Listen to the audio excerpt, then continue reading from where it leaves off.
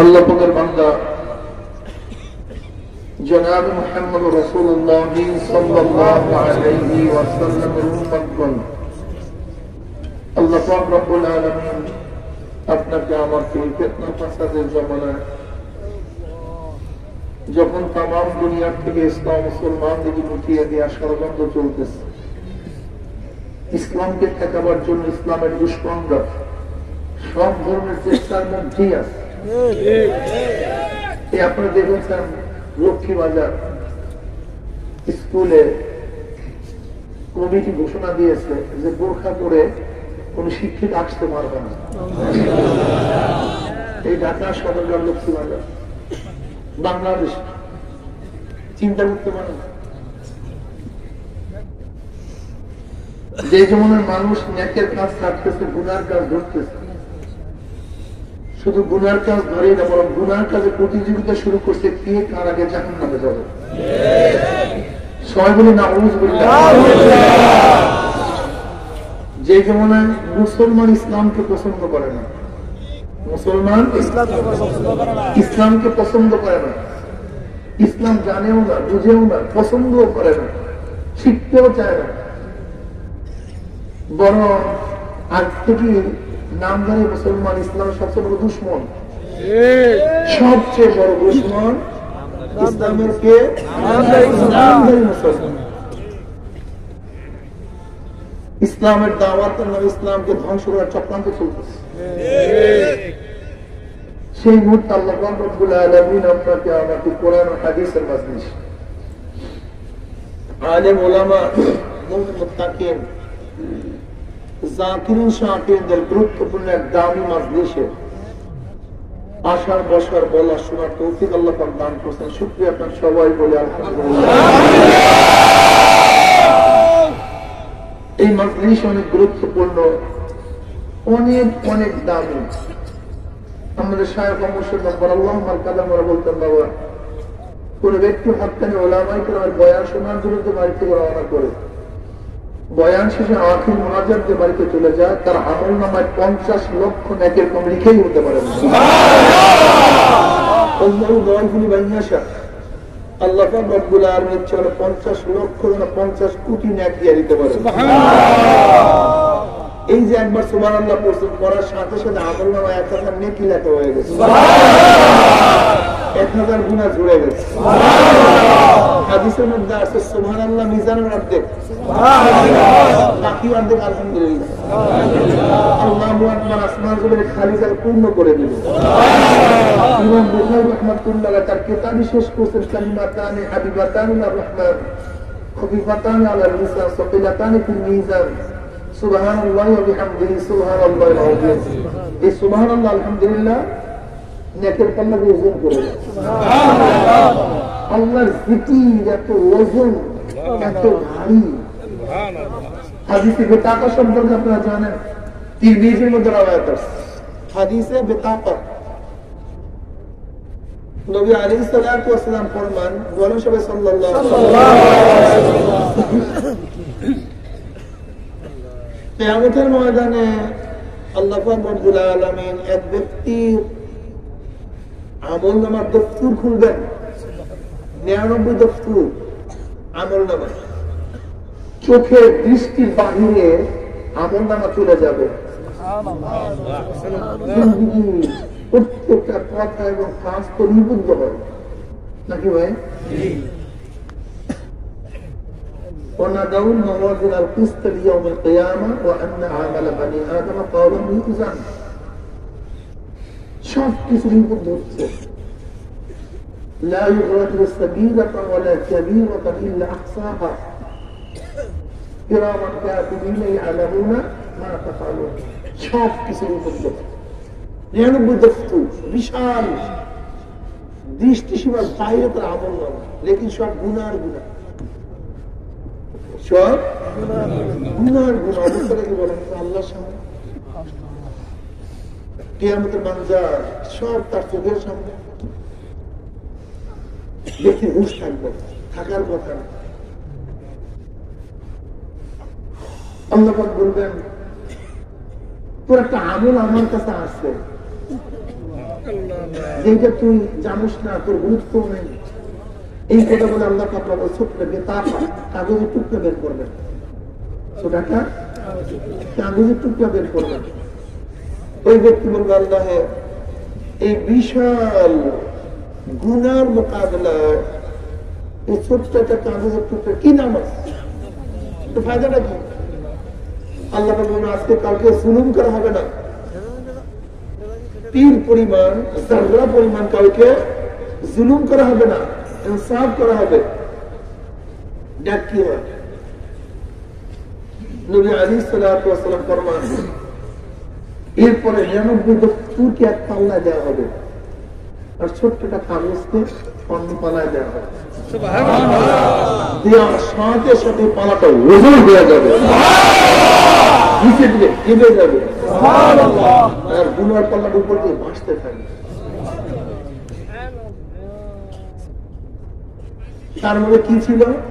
কালেমা শাহাদাত, আশহাদু আল্লা ইলাহা ইল্লাল্লাহ ওয়াহদাহু লা শারীকা লাহু ওয়া আশহাদু আন্না মুহাম্মাদান আবদুহু ওয়া রাসূলুহু। আল্লাহর নাম, আল্লাহর নাম এত ভারী, এত ওজন। নবী মুসা আলাইহিস সালাতু আল্লাহ বললেন মাওলা হে তুমি আমাকে এমন একটা কালেমা শিক্ষা দাও, মাইক পেয়েছেন তুমি ওখান থেকে ঘুষ ঘুষ সাউন্ড ক্লিয়ার না, ওই একটা আওয়াজ খুব আসছে। এই দুইটা বন্ধ করে দেন তো, এই দুইটা সাউন্ড বক্স বন্ধ করে দেন, সাউন্ড বক্স দুটো বন্ধ করে দেন। বন্ধ হয়েছে সাউন্ড বক্স? হ্যাঁ, মাইক কমান, বাহিরের মাইক কমায় দেন, বাহিরের সাউন্ড কমান। কমাইছেন? সুবহানাল্লাহ। এখন বুঝতে পারতেছেন?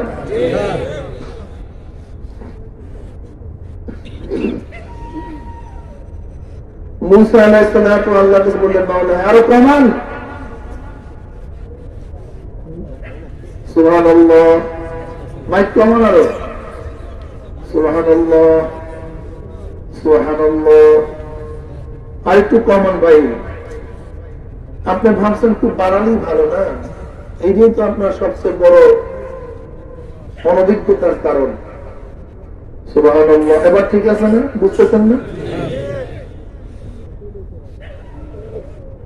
নবী মুসা আলাইহিস সালাতু আল্লাহর কাছে বললেন মাওলা হে তুমি একটা আমাকে কালেমা শিক্ষা দাও যেটা আমার জন্য স্বতন্ত্র হবে, অন্য কোন নবীকে শিক্ষা দাও নেই, যেই কালেমার দ্বারা আমি তোমাকে ডাকবো। আল্লাহ পাক বললেন মুসা পড়ো লা ইলাহা ইল্লাল্লাহ, মুসা পড়ো লা ইলাহা ইল্লাল্লাহ। আল্লাহ সমস্ত নবীতে একই কালেমা, নবী আদম থেকে শুরু করে আমার পর্যন্ত একই তো কালেমা, স্বতন্ত্র হলো কিভাবে আমার জন্য? বলে মুসা জানোস এই কালেমার ওজনটা কি? আসমান জমিন, সাতমুখ আসমান সাতমুখ জমিনকে এক পাল্লায় রাখ, আর লা ইলাহা ইল্লাল্লাহকে আর এক পাল্লায় দে, লা ইলাহা ইল্লাল্লাহর পাল্লা ওজন হয়ে যাবে।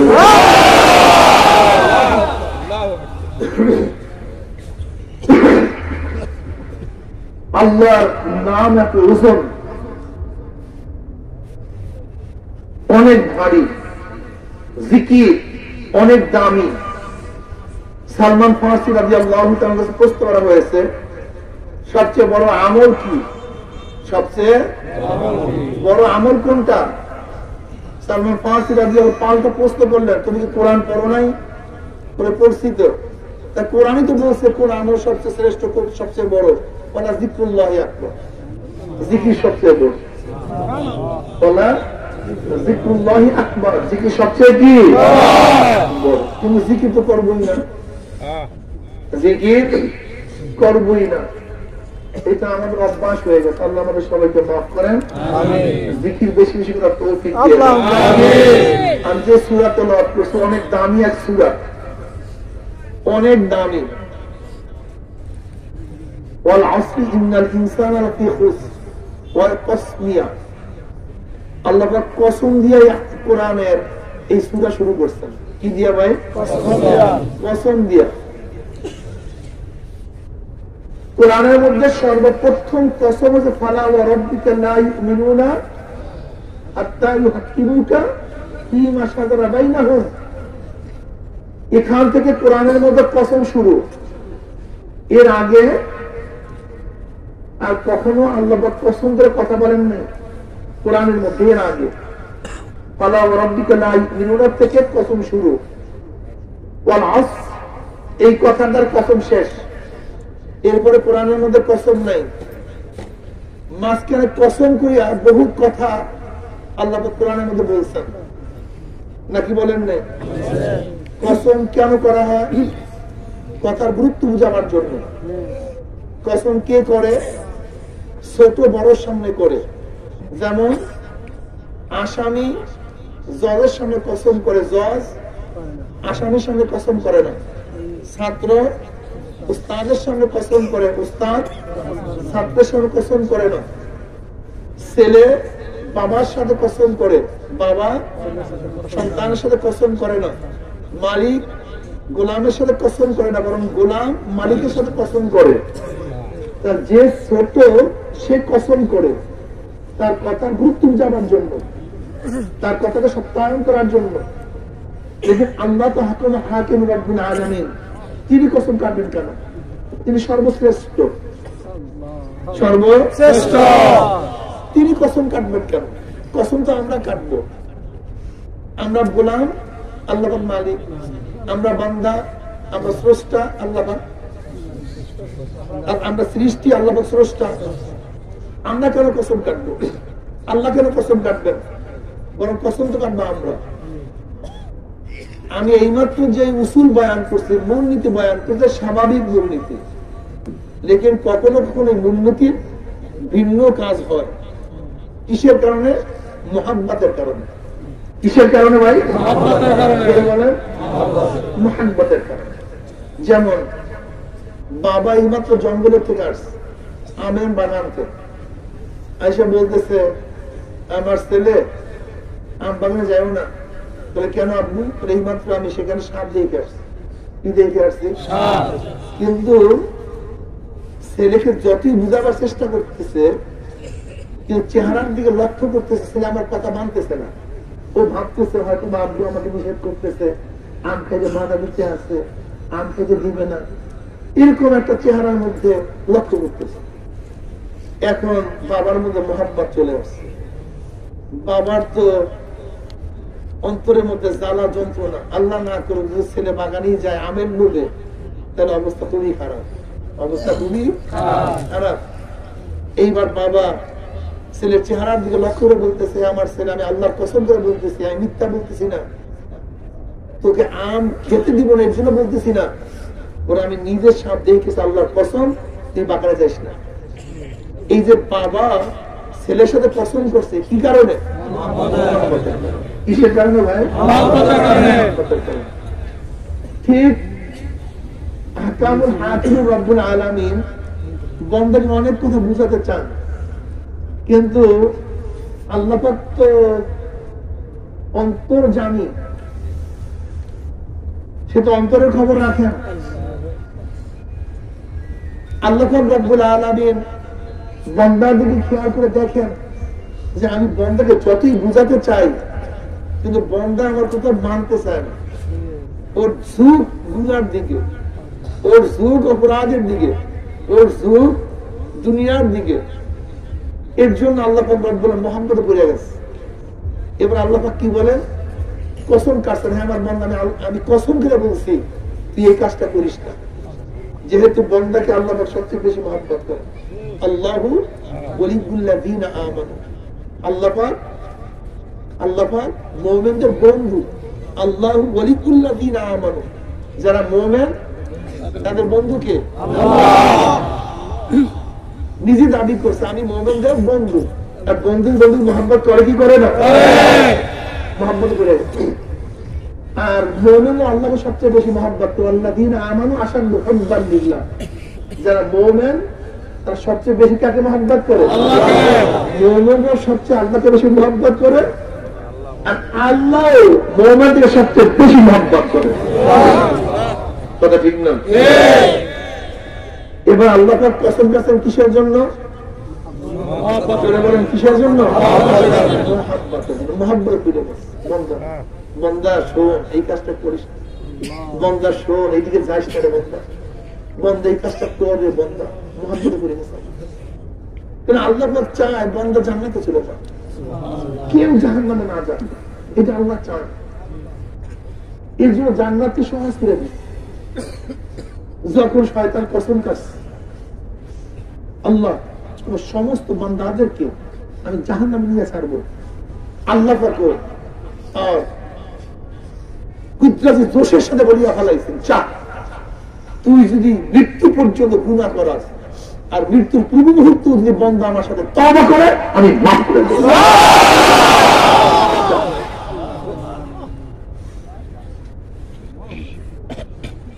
দোষের সাথে কি কথা ঠিক না?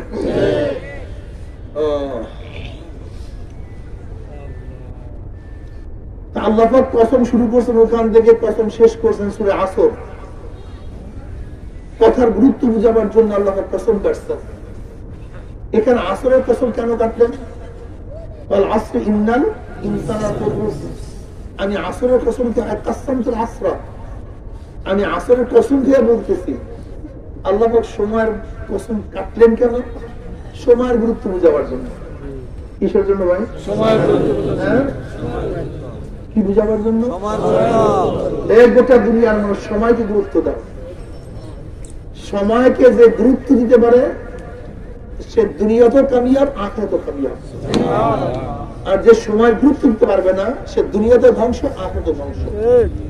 সময় সবচেয়ে দামি, এর চেয়ে দামি কোনো জিনিস নেই। এই সময়ের গুরুত্ব যে দিতে পারবে সে কামিয়াব হয়ে যাবে, আর যে সময় গুরুত্ব দিতে পারবে না সে ধ্বংস হয়ে যাবে। বিশ্বাস হয় না? আচ্ছা বলেন তো, ধান পাকার সময় আছে কি নেই? যে সময়ের আগে ধান কাটেন, চাষ করছেন, সব করছেন, তা ধ্বংস হওয়ার কারণটা কি?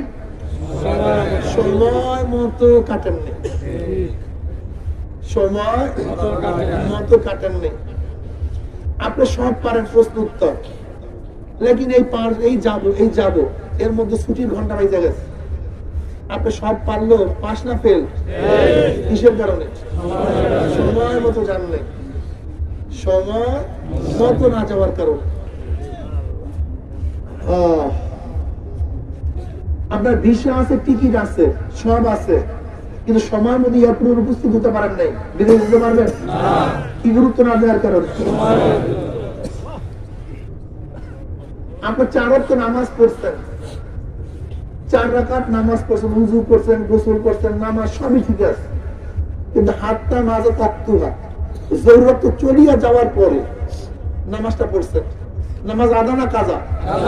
হ্যাঁ, কিয়ামত পর্যন্ত সিজদা করলো, উযু করলেন, গোসল করলেন, সিজদা করলেন, রুকু করলেন, কিয়াম করলেন, কিরাত করলেন, সবই তো ঠিক আছে। এখন বা জাহান্নাম মাত্র এই নামাজ পড়বো, পড়বো, হাতটা মাঝে তক্ত সুন্নাহ কাজা, তক্ত চলিয়া গেছে, নামাজ ছাড়েন নাই, কাজা করছেন। তার মানে জোহরের নামাজ আসরে। তিনি পাগল টাগল করছে নাকি? সামনে আমার খালি মোবাইল বাজে না?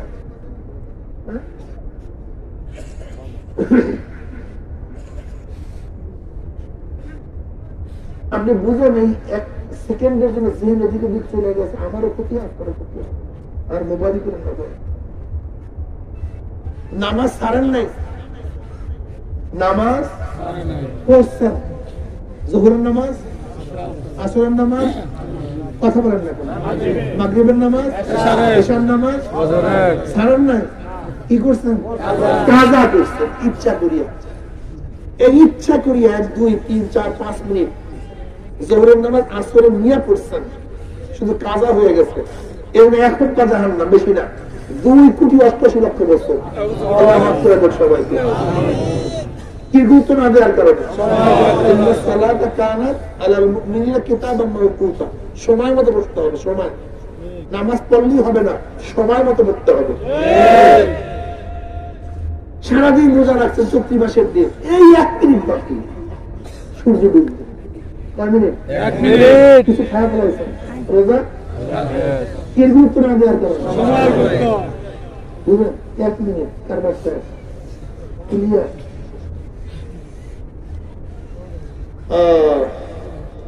সাকরাতুল মাউত এসে গেছে, আপনি পরজগতের দৃশ্য দেখে বানাইছেন, এরপরে যতই কলমা পড়েন শেষ, কারবার শেষ, আর কাজ হবে। যদি 1 মিনিট আগে পড়তেন, 1 মিনিট 5 সেকেন্ড, মানে আখিরাতের মানজার দৃশ্য দেখার আগ পর্যন্ত যদি কালমা পড়তেন 1 মিনিট আগে আবদুল আবদ জাহান্নামে যাইতেন না। শুধু এই সময় মতো পড়তে পারেন না, কারবার শেষ। আপনার দোকান সবচেয়ে ভালো, দোকান সবচেয়ে ভালো, আপনার হোটেল সবচেয়ে বেশি চলে, নাস্তা সর্বশ্রেষ্ঠ, কিন্তু আপনি চিন্তা করছেন আমার নাস্তা যেহেতু সবচেয়ে ভালোই হয়, কাজে আজকে দোকানের ফজরের পর করবো না, 9টার সময় নাস্তা বানাইছে, 10টার সময় নাস্তা বানাইছে, চলবে কেন?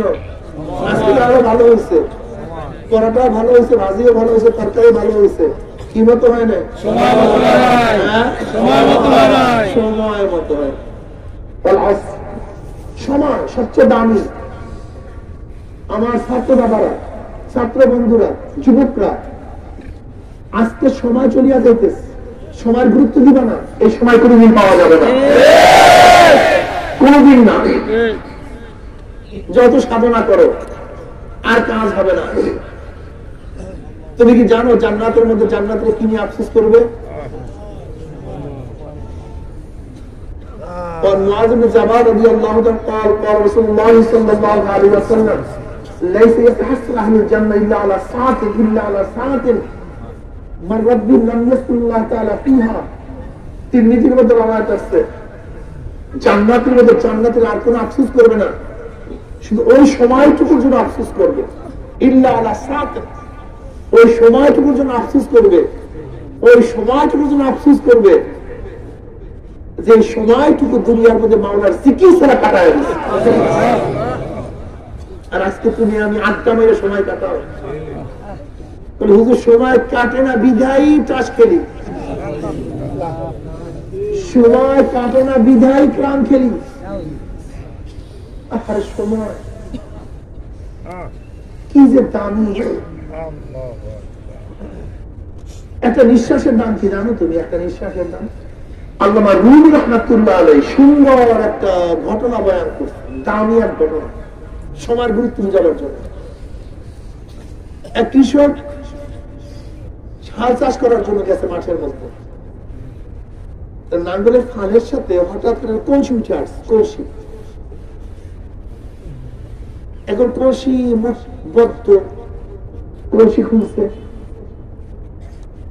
এখন খুলে এখন সাদা সাদা মারবেল, সাদা সাদা মারবেল। এখন কৃষক চিন্তা করতেছে কত মানে স্বর্ণ পায়, টাকা পায়, আমি কিন্তু মার্বেল পাইলাম, মার্বেল পাইলাম, আফসোস, আর কি করবো। ওই কৃষকের গুল্লিবাস মারার নম্বর ছিল। সে কি করছে, ছোট্ট সুন্দর সুন্দর গোল গোল মার্বেল দিয়ে সে গুল্লিবাস মারতেছে, পাখি শিকার করতেছে।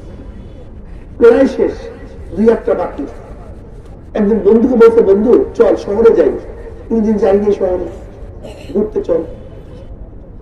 বন্ধুর সাথে শহরে গেছে, ঘুরতে ঘুরতে দেখে একটা দোকান সবচেয়ে ভালো, সবচেয়ে দামি, সুসজ্জিত অবস্থায় আছে, স্বর্ণের আলমারি, পিয়ানোটা স্বর্ণের। এসে ভালো দোকান ওই পুরো শহরের মধ্যে নেই, কিন্তু সে স্বর্ণের পেয়ারার উপরে একটা মার্বেল রাখা, ওই যে মার্বেল দিয়ে গুলাইবাস মারছে, সে একটা মার্বেল রাখা। এই যে দেখে মিষ্টি হাসি দিচ্ছে, কৃষক মিষ্টি হাসি দিচ্ছে। কিরে ভাই, হাসির কারণ আছে না? দুঃখের হাসি, সুখের হাসি, ব্যঙ্গ হাসি। দোকানদার খেয়াল করছে কৃষকের হাসির মধ্যে রহস্যজনক হাসি, এটা স্বাভাবিক হাসি না। কি হাসি ভাই? রহস্যজনক হাসি। এবার দোকানদার ডাক, এদিকে আসো। ভয় ভাই জীবনে শহরে আসে নাই, হাসছি নাকি বেয়াদবি হয়ে গেল, কি অবস্থা না অবস্থা হয়, কিছু করারও নেই, গেছে কাঁপতে কাঁপতে। তুমি হাসতে পারো ভাই? তুমি ভাই এমনিতে হাসছি, না তুমি হাসার কারণ বলো। বলে ভাই নির্ভয় বলবো না ভয় বলবো? নির্ভয় বলে অসুবিধা কি, কিন্তু হাসতে কেন? দেখেন আমি গ্রাম্য মানুষ, কোনোদিন শহরে আসি নাই, এই প্রথম শহরে আসছি, কিন্তু আপনার দোকান হচ্ছে ভালো দোকান আমি শহরের মধ্যে দেখি নাই। দেখি আপনি স্বর্ণের পেয়ালার মধ্যে মার্বেলটা রাখছেন কেন? এর জন্য আমি হাসছি, আপনি পাগলটা বললেন। কি বলিস? এটা তো মানিক, সমস্ত 7 রাজার ধন, এই মানিক তো এই মানিক, এইটা 7 রাজার ধন। তাহলে আপনারা সাথে ফাইজলামি করতেছেন নাকি, ইয়ার কি করতেছেন নাকি? এরকম কত মার্বেল আমি গুলাল বাস মনে যায় কি বলো? হ্যাঁ তোর আমার মনে 2-1 টাকা আছে, অমনি পকেট থেকে বের করছে, দোকানটা দাঁড়ায় গেছে। এ তো সাধারণ মানুষটা বাসার ছেলে হবে, ও তো চিনে নেই। এখন রিসিপশন দাঁড়াইতেছে, বসতে বলতেছে, ও আরো ভয় পেয়ে গেছে যে বাইরে। এখন দোকানদার বলতেছে দেখো এইটা যদি আমার কাছে বিক্রি করবা, এটা আমি এমনিতে তো পাখি মারার কাজে ব্যবস্থা করি, আপনি কিনবেন, এটা আসলে কিনবেন? হ্যাঁ, তোর দাম কত? দাম দেওয়ার ক্ষমতা আমার কাছে নেই, আমাদের যাহা কিছু আছে স্বর্ণরূপ যা থাকে সবকিছু দিয়ে দেবো তোমাকে।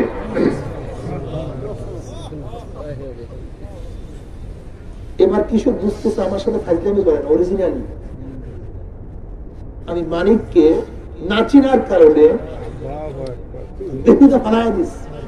যখন বুঝতে পারছি বংশীয় বেড়ে গেছে, আর কাজ হবে না। আল্লামা রুমি রাহমাতুল্লাহ আলাইহি বলেন আমাদের প্রত্যেকটা সেকেন্ড দিয়া, প্রত্যেকটা নিঃশ্বাস দিয়া একটা মানিক ক্রয় করা যায়। একবার সুবহানাল্লাহ যদি কেউ করে, মানিকের চেয়ে দামি, মানিকের চেয়ে দামি। সুলাইমান নবী আলাইহিস সালাতু ওয়াস সালাম তখন সুলাইমানের মধ্যে উঠতেছিলেন, বুঝেন যে তখন সুলাইমান হাজার হাজার সৈন্য,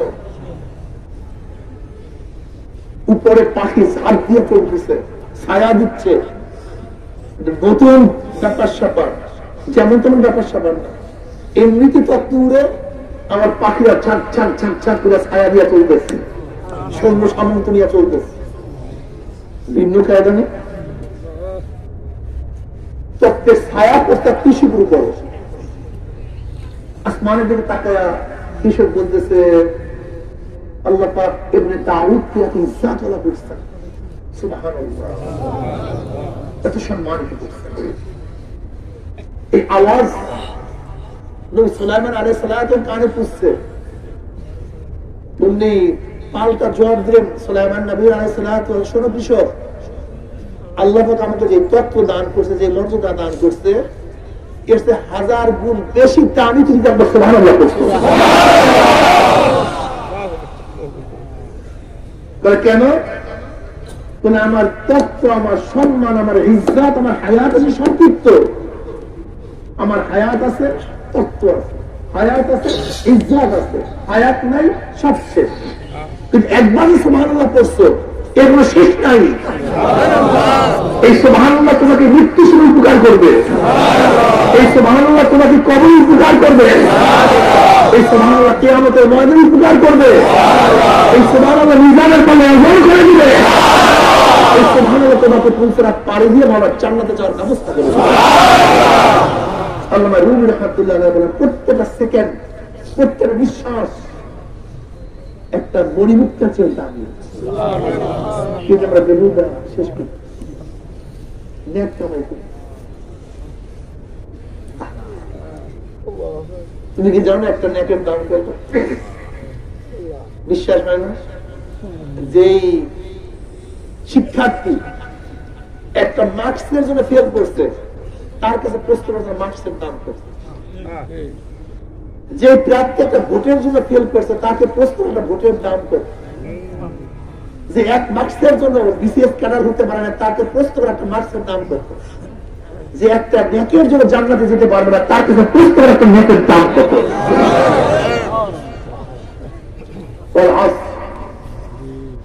সময় বিক্রি করে, সময়, ঠিক না? ঘড়ির কাঁটা টিক টিক টিক টিক করে চলতেছে, সেকেন্ডের কাঁটা না, কি আওয়াজ না, 1 সেকেন্ড শেষ। মিনিটের কাটা কি বলে? 1 মিনিট। ঘন্টার কাটা কি বলে? সূর্য কি বলে? সপ্তাহ কি বলে? মাস, বৎসর।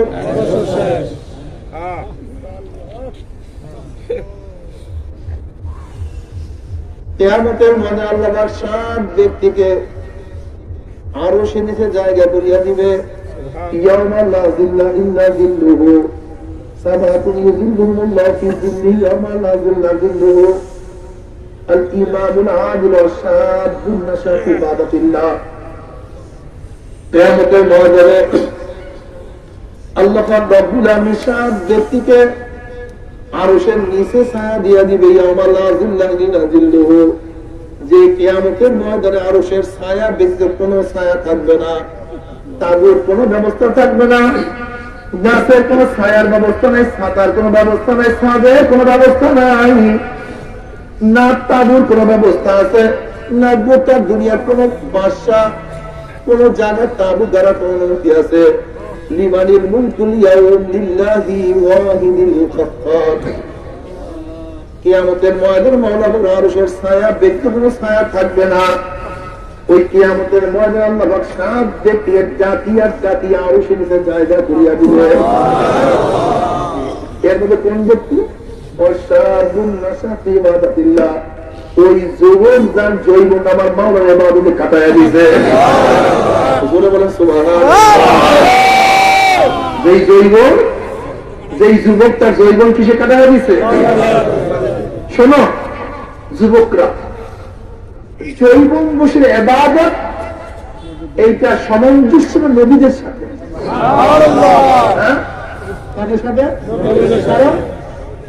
কোন নবী বুড়া হয়ে ইবাদত করে নাই, সমস্ত নবী ছোটবেলা থেকে ইবাদত করা শুরু করিয়া দিছে। তাহলে যে ব্যক্তি ছোটবেলা থেকে ইবাদত করবে তাদের ইবাদতের সামঞ্জস্য কার সাথে? নবীর সাথে। এবং নবীদের সাথে কিয়ামতের মাঝে হাসর নাসর হয়ে যাবে। জোরে বলেন সুবহানাল্লাহ। মনসুর ইবনে আম্মার রাহমাতুল্লাহ আলাইহি বলেন, মনসুর ইবনে আম্মার রাহমাতুল্লাহ আলাইহি বলেন, হে যুবক খবরদার জৈবন যেন তোকায় ফলাইতে না পারে। হে যুবক খবরদার জৈবন যেন তোমাকে তোকায় ফলাইতে না পারে। আগামীকাল নামাজ পড়বো, আগামীকাল রোজা রাখবো, আগামী বছর দাঁড়িয়ে আনবো, আগামী বছর ইবাদত করা শুরু করবো। মনসুর ইবনে আম্মার রাহমাতুল্লাহ আলাইহি, যুবক তুমি কি দেখো নাই কত যুবককে জৈবন ধোঁকা দিয়া লাথি মারিয়া জাহান্নামে ফলাইয়া দিছে। আগামীকাল করব আগামীকাল করব করতে করতে করতে করতে হঠাৎ তার সামনে হাজব্যান্ড দাঁড়াইয়া গেছে। এরকম হয় না?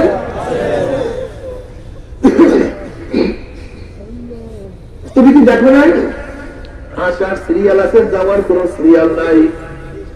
আম পাকার সময় আছে, ধান পাকার সময় আছে, রাত্র হওয়ার সময় আছে, দিন হওয়ার সময় আছে, মৃত্যুর কোন সময় নাই। তুমি কি দেখো নাই তোমার ছোট ভাই তোমার থেকে বিদায় হয়ে গেছে? এ যুবক তুমি কিসে বড় কেনে? তুমি কি দেখো নাই নাইনের কত ছেলেরা দুনিয়া থেকে বিদায় হয়ে গেছে?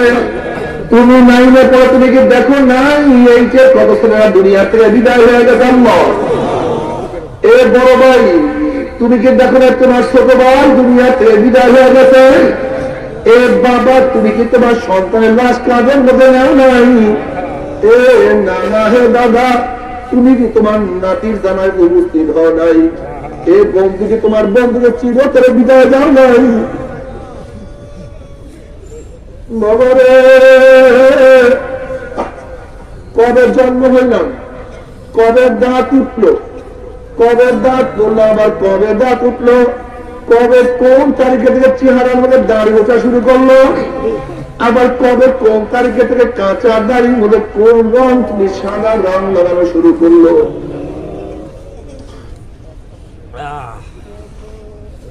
এই হাতের শক্তির হইতে করতে আছে, কে মাজা তোমাকে ঝুঁকায় ফেলাইতে আছে। যে তোমরা খাও গরু ছাগল গুলি হাঁকাইতে হাঁকাইতে গোয়াল ঘরের দিকে দিয়ে যায়, ঠিক কে যেন তোমাকে আমাকে পিছন থেকে হাঁকাইতে হাঁকাইতে কবরের দিকে নিয়ে রওনা করছে। আমার মা রে আলহাকুমুত তাকাসুরু হাত্তা যুরতুমুল মাকাবির, সংকীর্ণ হৃদয়খানি অনন্ত পিপাসা মিটে নাই, মিটিল না, মিটিল না। হৃদয় খানি সংকীর্ণ, কিন্তু চাওয়া পাওয়া সাগরের চেয়েও গভীর, চাওয়া পাওয়া পাহাড়ের চেয়েও ভারী, চাওয়া পাওয়া আসমানের চেয়ে উঁচা।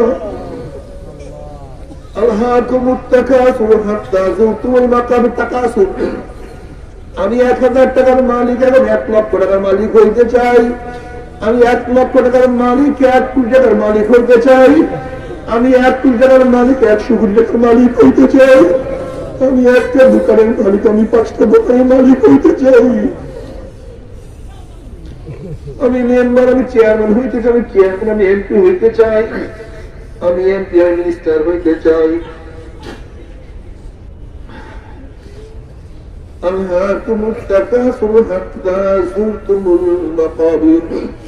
আরো আরো আরো আরো আরো আরো আরো করতে করতে হঠাৎ কবরের সামনে হাজির হয়ে গেছি।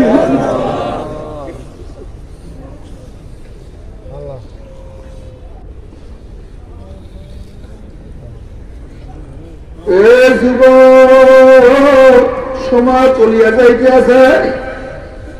আজকে এই দিন আর কোনদিন আসবে না। আজকে এই রাত্রি আর কোনদিন আসবে না।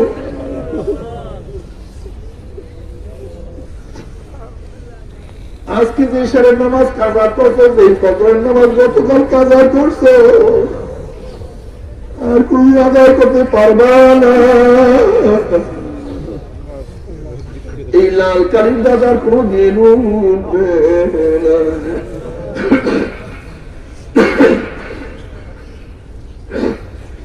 আমাদের অ্যাবসেন্টের যে লাল কালির দাগ পড়ছে, এই কালির দাগ কোনদিন উঠবে না বাবা। যে রোজা কাজা করছে, লাল কালির দাগ কোনদিন উঠবে না। না, আজকের থেকে আমি কাজ শুরু করবো। আজকের থেকে ইবাদত করা শুরু করো। আল্লাহ তুমি কবুল করিয়া না।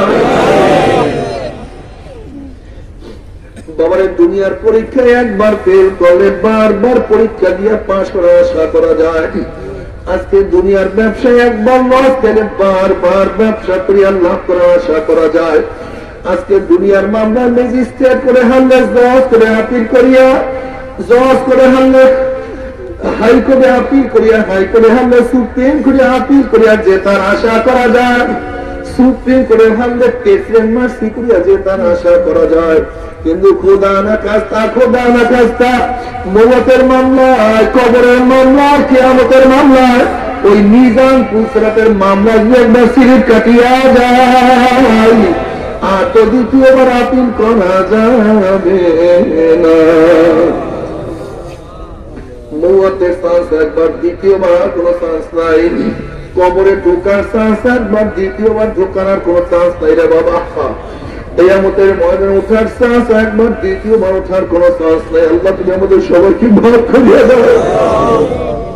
মিজানে একবার উঠতে পারবো, দ্বিতীয় ওঠার কোন সুযোগ নাই। পুসরাত পারি দেওয়ার চান্স একবার, দ্বিতীয়বার চান্স নাই। খবরদার হিসাব নিকাশ না মিলাইয়া কেউ মাওলার কবরে যাইও না। আল্লাহ আল্লাহ তুমি আমাদের সবাইকে মাফ করিয়া দাও। যদি হিসাব নিকাশ মিলে মাওলার কবরে যাইতেই পারো, আমার মাওলা রব্বুল কবর থেকে জান্নাতের বাগিচা বানায়া দিবা।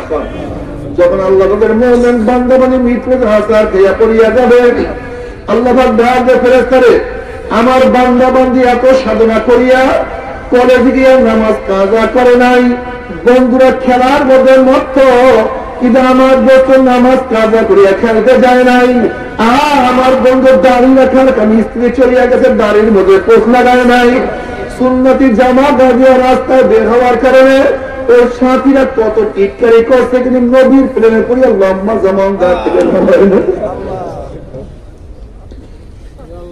ওর পাশের দোকানদার 1 নম্বর মালকে 2 নম্বর মালকে 1 নম্বর বলিয়া বড় ধনী হয়ে গেছে, কিন্তু আমার বন্ধু ভেজাল করে নাই।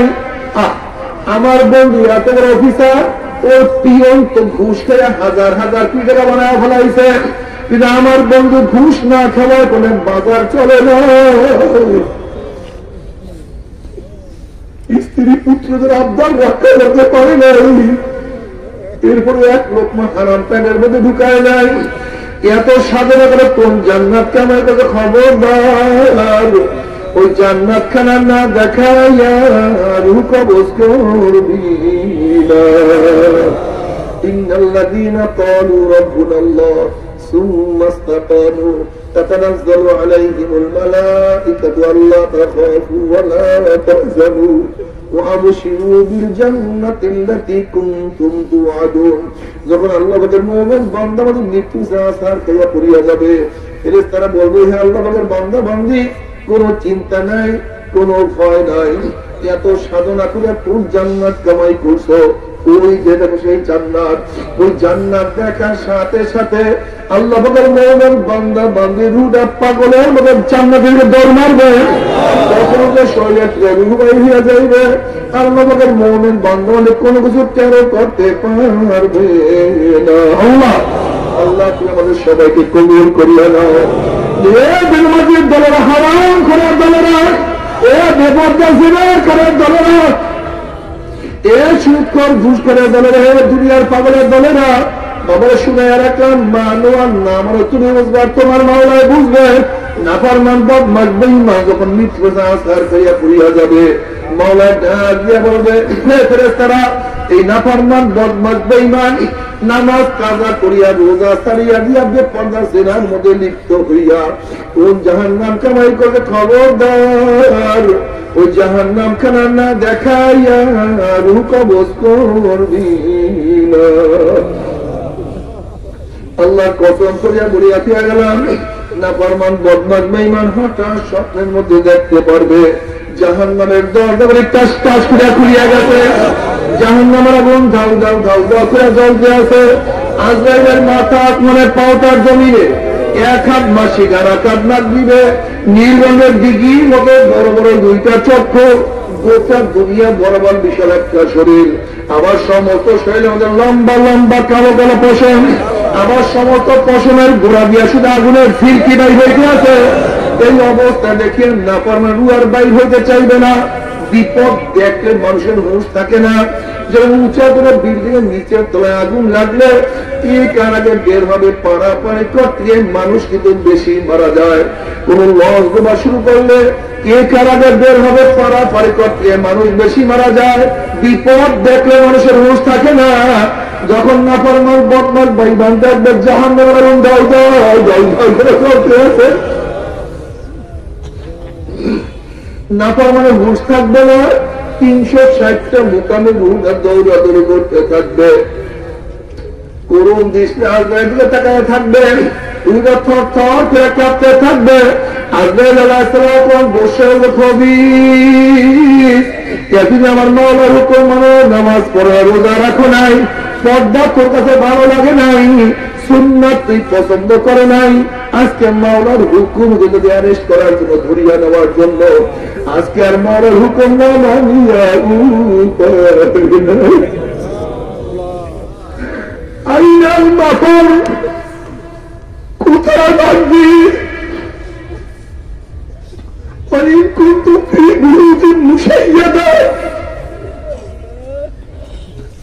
যদি আসমানের বুরুজে পালাইয়া যাও, যদি 7 তাবক জমিন এসে ঢুকিয়া যাও, যদি লোহার সুন্দরের মধ্যে ঢুকিয়া যাও, মাওলার আজরাইল থেকে তোমাকে আমাকে কেউ বাঁচাতে পারবে না।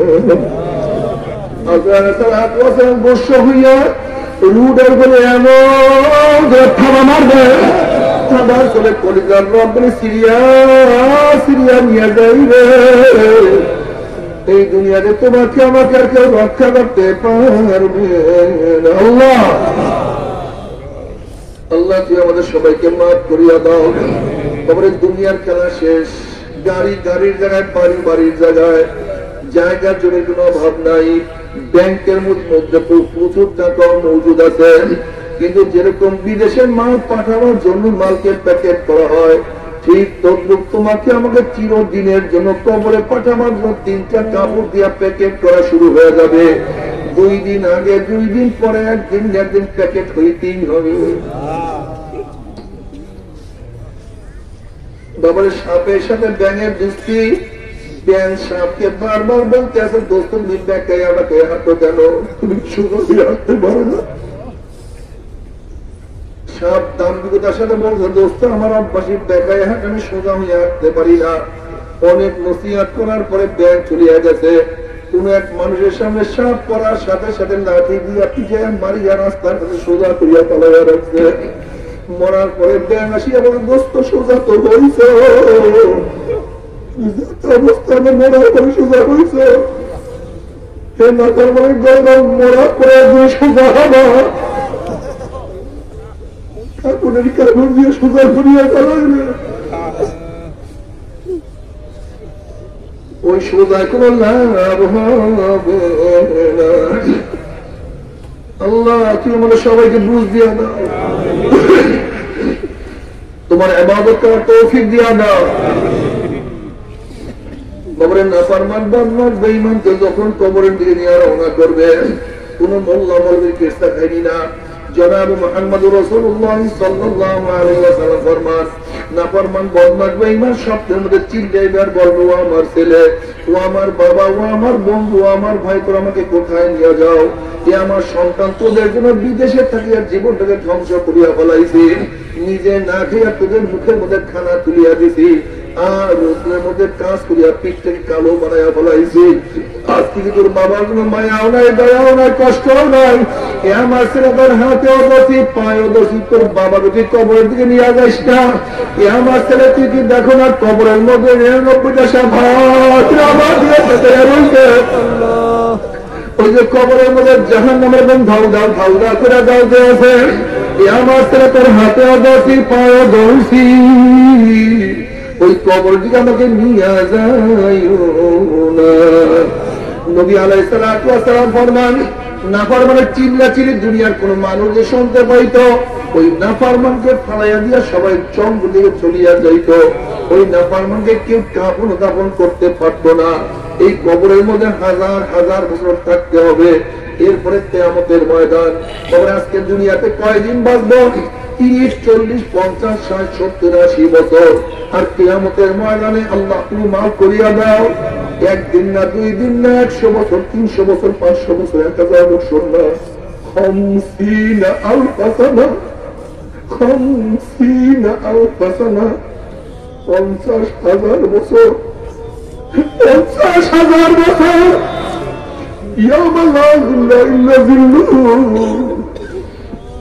যে কিয়ামতের ময়দানে আরশের ছায়া ভিতরে কোনো ছায়ার ব্যবস্থা নাই। আম্মা জান আয়েশা সিদ্দিকা রাদিয়াল্লাহু তাআলা ফরমান, নবী আলাইহিস সালাতু বললেন কিয়ামতের ময়দানে সবাই উলঙ্গ অবস্থায় উঠবে। আম্মা জান বললেন আয়েশা রাদিয়াল্লাহু তাআলা, ইয়া নবী আল্লাহ, আমরা উলঙ্গ অবস্থায় উঠবো? বলে হ্যাঁ তোমরা। বলে আমাদের কি লজ্জা লাগবে না, শরম লাগবে না? আয়েশা কিয়ামতের ভয়াবহ অবস্থা দেখিয়া সমস্ত মানুষের চোখ উপরে দিকে উঠিয়া যাইবে, নিচে নামার সুযোগ নাই, নিচে নামার সুযোগ।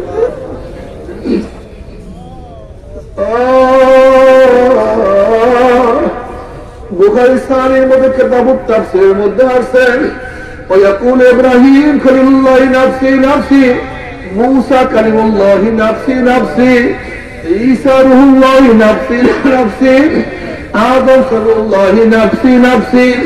সমস্ত নবীরা বলবে, মাওলা আমাকে বাঁচাও, আমাকে বাঁচাও, আমাকে বাঁচাও আল্লাহ। ইয়াউমা ইয়াফিরুল মারউ মিন আখিহি ওয়া উম্মিহি ওয়া আবিহি ওয়া সাহিবাতিহি ওয়া বানিহি, যেদিন আপন ভাই ভাই পরিচয় দেবে না, মা ছেলেকে সাহায্য করবে, ছেলেও মাকে সাহায্য করবে না আল্লাহ। বাবা ছেলের পরিচয় দেবে না, ছেলেও বাবাকে পরিচয় দেবে না। দল দল লাফাত্তা হয়ে যাবে, নেতারা সবাই হারিয়ে যাবে। আল্লাহ তুমি মাফ করিয়া দাও। ওইদিকে জাহান্নাম গুড়ি গুড়ি আওয়াজ মারতে থাকবে, আল্লাহ মাফ করিয়া দাও। জাহান্নামের আওয়াজে কিয়ামতের ময়দানে থরথর করে কাঁপতে থাকবে।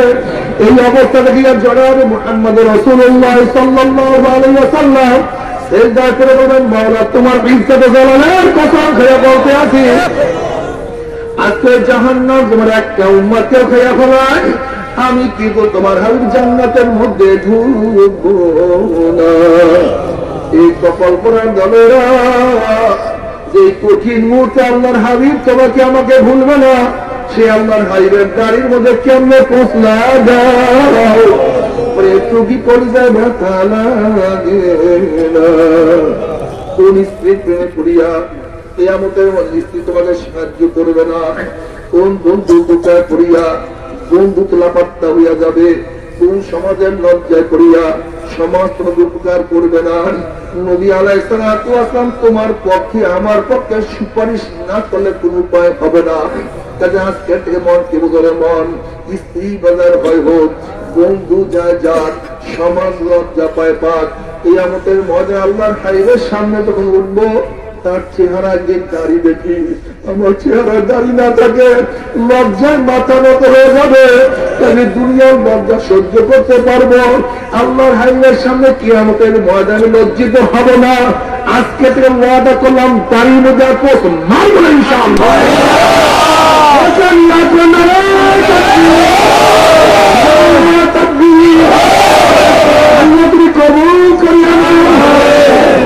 নবী আলাইহিস সালাতু ওয়াস সালামের দোয়া কবুল করে আল্লাহ পাক বলবে যাও জিবরাইল আমার হাবিবের কাছে এই পানিটুকু নিয়ে দিয়ে আসো। নবী আলাইহিস সালাতু ওয়াস সালাম যখন এই পানি জাহান্নামের ছিটা মারবেন, জাহান্নাম ক্যাট ক্যাট ক্যাট ক্যাট করে পিছনে সরিয়ে যাবে। নবী আলাইহিস সালাতু ওয়াস সালাম মাওলারে যে জাহান্নামকে লক্ষ লক্ষ ফেরেশতারা ধরিয়া রাখতে পারে না, আবার কোন কুদরতি মানে কোন আশ্চর্য পানি যে পানি মারার সাথে সাথে জাহান্নাম পিছনে সরিয়ে গেল। আল্লাহ হাবিব গো এই পানি কোন আশ্চর্য পানি না, কোন কুদরতি পানি না, এই পানি হলো তোমার গুনাহগার উম্মতের চোখের পানি। আল্লাহ আল্লাহ তুমি কবুল করিয়েন। এ বেয়াকুবে নাফরমান তুমি কি জানো চোখের পানির কত দাম? আল্লাহ এক ব্যক্তিকে জাহান্নামের ফয়সালা দিয়ে দিবে। তুমি চোখের একটা পশম বলবে মাওলা রে তোমার নবী সত্য বলছে না মিথ্যা বলছে? আল্লাহ বলবে আমার নবী যা বলছে সবই সত্য বলছে, মিথ্যা বলার তো প্রশ্নই হইতে পারে না। তখন চোখের পশম বলবে মাওলা তোমার নবীর ঘোষণা মান বাকা মিন খাশিয়াতিল্লাহি হারামাল্লাহু তিলকাল আইন আলান নার, যে চোখ তোমার ভয়ে জাহান্নামে কাঁদবে সেই চোখের উপরে জাহান্নাম হারাম করিয়া দিবা, এইটা তোমার নবীর ঘোষণা। আমি চোখের পশম সাক্ষী দিতে আসি তোমার এই বান্দা বয়ানে বসিয়া জিকিরে বসিয়া কত কান্না কাঁদছে, মোনাজাত ধরিয়া কত কান্না কাঁদছে, সিজদা ধরিয়া কত কান্না কাঁদছে। এরপরে তুমি তাকে কিভাবে জাহান্নামের ফয়সালা দিলা? অমনি আমার মাওলা জিবরাইলকে ডাক দিল, জিবরাইল গোটা কিয়ামতের ময়দানে মানুষকে এলান করিয়া দে, জানাইয়া দে অমুকের ছেলে অমুককে আল্লাহ পাক রব্বুল আলামিন শুধুমাত্র চোখের একটা পশমের সাক্ষী কারণ মাওলার মাফ করিয়া দিছে। বাবারে আজকে দুনিয়ার মধ্যে চোখের এক ফোঁটা পানিও তোমার জন্য আমার জন্য জাহান্নাম হারাম হওয়ার কারণ হইতে দুনিয়ার মধ্যে এক ফোঁটা চোখের পানিও তোমার জন্য আমার জন্য জাহান্নাম হারাম হওয়ার কারণ হইতে পারে। অথচ নবী আলাইহিস সালাতু ওয়াস সালাম ফরমান কিয়ামতের ময়দানে নাফরমান কাঁদতে কাঁদতে চোখের পানি শেষ হয়ে যাবে, এরপর রক্ত বাইরে শুরু হয়ে যাবে, পানি এবং রক্ত পড়তে পড়তে গালের গোস্ত চামড়া পচিয়া পচিয়া পড়িয়া যাবে, টনকে টন টনকে টন পানি চোখে থেকে পড়বে, আর কোন লাভ হবে না।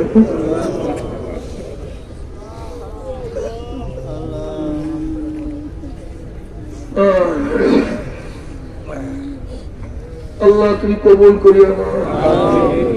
এরপর আল্লাহ কাউকে জান্নাত কাউকে জাহান্নামের ফয়সালা দিয়া দিবে।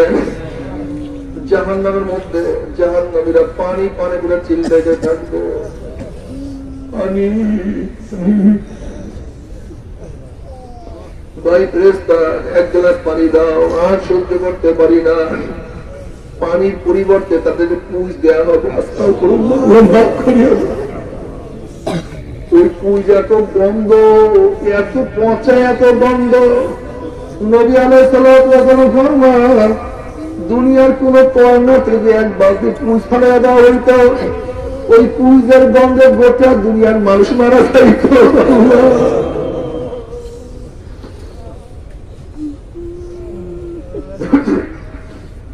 তাও আবার গরম হবে, এত গরম।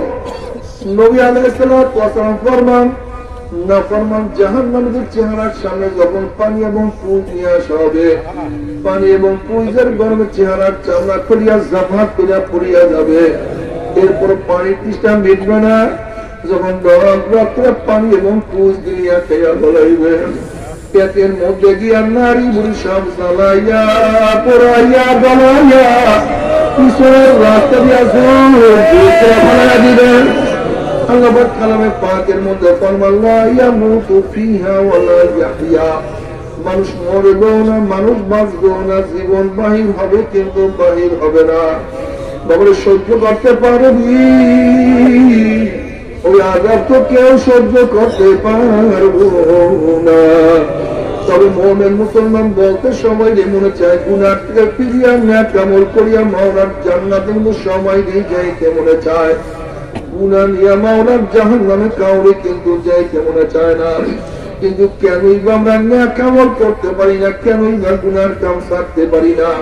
এর মূল কারণ আপনার নামাজ নফস এবং শয়তান লাগিয়া রয়েছে। এই নফস এবং শয়তানকে ফেরার জন্য যে কোনো একজন হক্কানি আল্লাহর ওলির হাতে হাত দিতে হবে রে বাবা।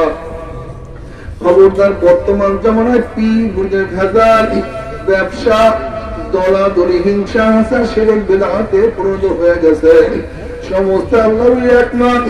যেই পীরের 5 জন মুরিদের মধ্যে কম পক্ষে 3 জনকে দেখবা আলহামদুলিল্লাহ সুন্নাত মুআফিক আমল আকলাক মজবুত হইয়া যাইতে আছে, গুনার কাম ছাড়তে আছে, নেকের আমল ধরতে আছে, কলম নরম হইয়া চোখে পানি আসতে আছে। বিরিক্ষতার নাম কি, ফলের পরিচয়? আমি চরমুনায় বুঝি না, চরমুনার দাওয়াত প্রশংসা প্রচার করার জন্য আসি নাই রে বাবা। চরমুনায় যাওয়ার তোমার কোনো দরকার নাই, কোনো দরকার নাই, কোনো দরকার নাই। তুমি যার কাছে গিয়া পারো গুনার কাম সারো, নেকের আমল করো, কলম নরম করিয়া চোখে পানি নিয়ে মাওলার কবরে গেল। যেরকম দুনিয়ার ঘরে আগুন লাগলে পানি সরানি বানা যায় না, ঠিক তো তোমার আমার গুনার দ্বারা যে জাহান্নামের আগুন জ্বলিয়া রয়েছে। চোখের পানি ওছাড়া কিন্তু জাহান্নামের আগুন নিবানো সম্ভব না। কাজে আমার জন্য দোয়া চাই, আমিও দোয়া করি।